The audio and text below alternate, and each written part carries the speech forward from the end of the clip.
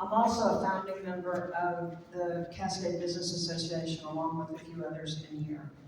If we could have any of the business owners that are in the district stand up right now. Stand up. If you're here, stand up. Business owners, I want to see my cousin. I have been really grateful to the city for putting Cascade Heights on the front end of work that needs to be done. There are three real issues that tie in together if we really want the city to have the left hand talk to the right hand. One is the loss of business that has occurred since construction. Okay? One business owner, Trinket, is doing 25% of what she was before construction shut Cascade down. I think that could have been anticipated. And without chastising anyone for not seeing it, that just needs to happen now. And what Sue said about compensating in some way these businesses, how long did this district beg for businesses? And now we have people spending their entire funds, their savings, being away from their families to offer services and business within the district to all of us. And the first issue that came up, what Corliss is going to speak to in a minute, the second one is that for more than a year, I, along with other businesses, have approached Watershed about the backup of sewer smells into the businesses. Not only is this disgusting, it's unsafe. So what we have, and I brought a little prop here, okay? What we have in the street, based on what I'm told, is an 8-inch line. This is about 8 inches. That sewer line in Cascade Road is about that big. Oh my.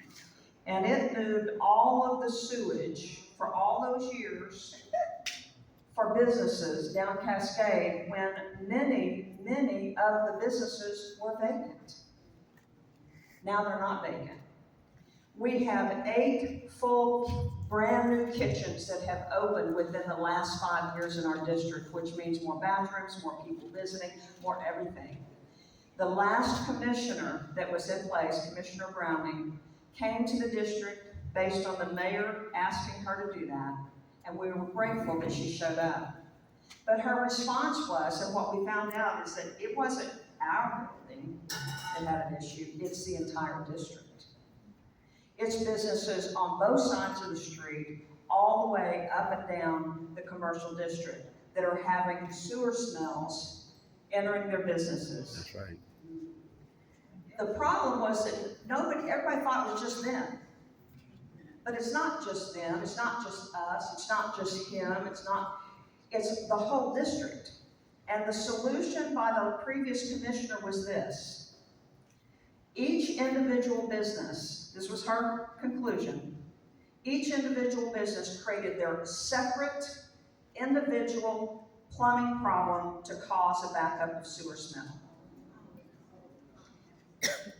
It brings me to the term Occam's razor, which is the simplest solution is probably the correct solution. All of those new businesses are now rushing through this pipe. When we approached Watershed, we did not approach Watershed about backup of sewage. We approached them about backup of the air tainted with sewer smell, right? That's a big difference. And by the way, they're two different things.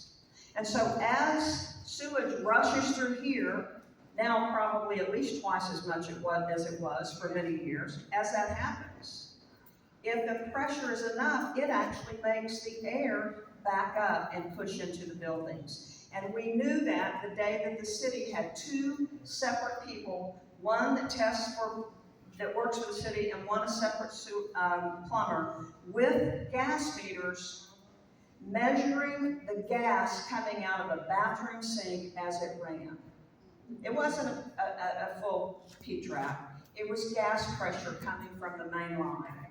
And so here's what I'm hopeful for, okay? Because I really believe the city's doing what they need to make it happen, and this meeting is one of them. We need to have that stop. We can't have someone show up and scrim you and look at their children and say, let's leave children because it stinks in here. We need your help to make that happen. Now here's the urgency. This is why all three of us are speaking on different issues, but in regard to the same thing from the CBA.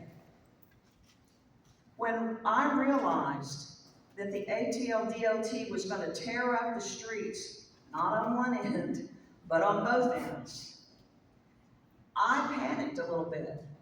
Because if they're going to open up the streets, are they going to replace the sewer line with something that can hold the proper amount and move it without having a backup of pressure?